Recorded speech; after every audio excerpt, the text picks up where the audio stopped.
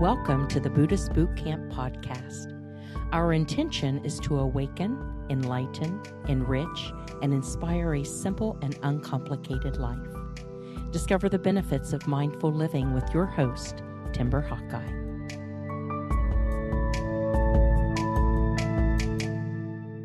At one time or another, I suspect we have all tried to change someone for the better. According to us, of course. We may have even thought it was our job, our duty, or our responsibility as their relative or as their friend to help them, quote unquote. So we rehearsed different ways to say what we thought they needed to hear. And we drafted the perfect approach in our heads, convinced that this time they will get it. We actually believed that if we just showed them enough patience, compassion, and generosity, they would not only change for the better, they would also be eternally grateful for our contribution to their growth. If you have ever tried to change someone, you were probably disappointed when they didn't cooperate or listen, and you may have even gotten upset with them for refusing to go along with your brilliant plan. Trying to control someone is not the same as loving or caring for them. I am going to say it again. Trying to control someone is not the same as loving or caring for them.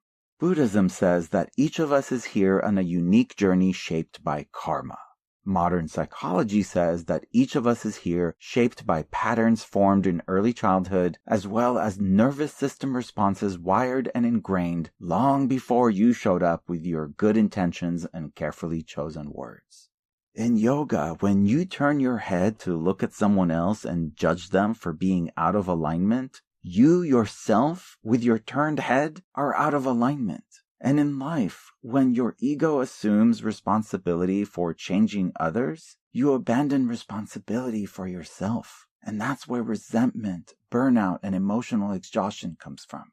If that sounds familiar, don't blame anyone else. Mindfulness invites us to notice our impulse to manage someone else's emotions, to handle their reactions, or to take charge of their evolution. But once we become aware of our tendency to do that, we finally see that peace does not come from fixing. It comes from accepting what is.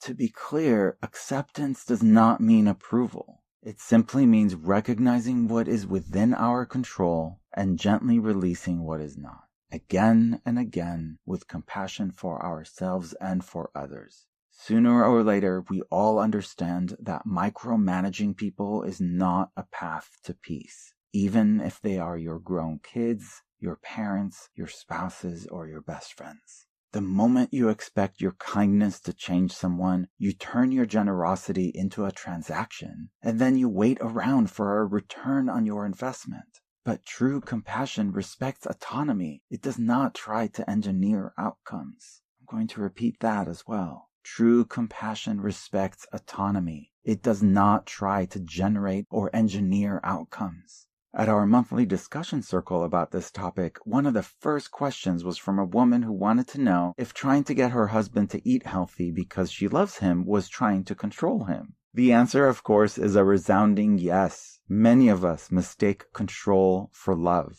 Again, respect people's autonomy. That's love. The questions about control and love spiraled from there. But what if they are about to make a bad investment? What if they are about to make a mistake? What if they are dating the wrong person and will eventually get their feelings hurt? Again, stop trying to control people, especially when they don't ask for your help or your insight. If their behavior is harmful to you, then control whether or not you keep them in your life and in what capacity. But don't try to control their actions. It doesn't matter how good your advice may or may not be. You can't give by throwing. Alcoholics Anonymous and any recovery program is not for the people who need it. It's for the people who want it. You might think someone's drinking is the problem, but they see it as the solution to a problem you don't see or even ask about. That's why Al-Anon exists, which is not for addicts. It's a support group for people with loved ones struggling with addiction. You can gently ask someone if they think their habits are problematic or detrimental to their well-being. And even if they do, ask whether or not they want help. But if you push someone, you ultimately push them away. whether you are trying to get them to eat more broccoli, to stop drinking, or to date someone you think is better suited for them. Your task is not to reshape the people in your life. Do not exhaust yourself trying to change what is not yours to fix. Note the difference between when you give to others from a place of love and when you give from a place of hope that they will change.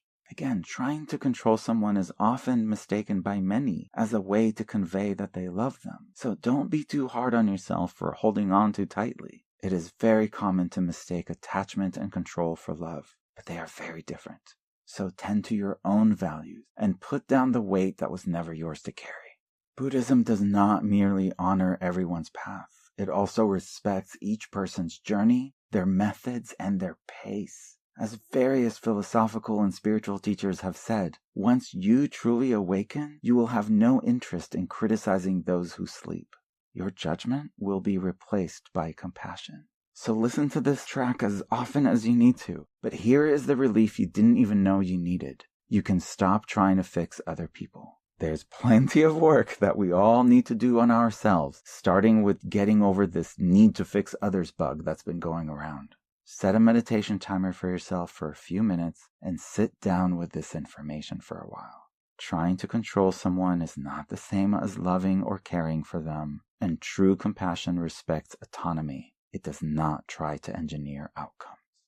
If you find value in what I do, from the Buddhist Boot Camp podcast to the app with daily inspiration, monthly food for thought, partnership with the Mental Health Association, the Veteran Health Administration, and the Prison Library Project, please show your support with as little as $5 a month, which is less than a cup of coffee these days, and your contributions can now be tax deductible if you want them to be. Just visit BuddhistBootCamp.com for more information, and as a monthly supporter, you would automatically get invited to join our group discussions about these topics over Zoom every month. Your support really adds up and makes it possible for us to continue reaching people all over the world.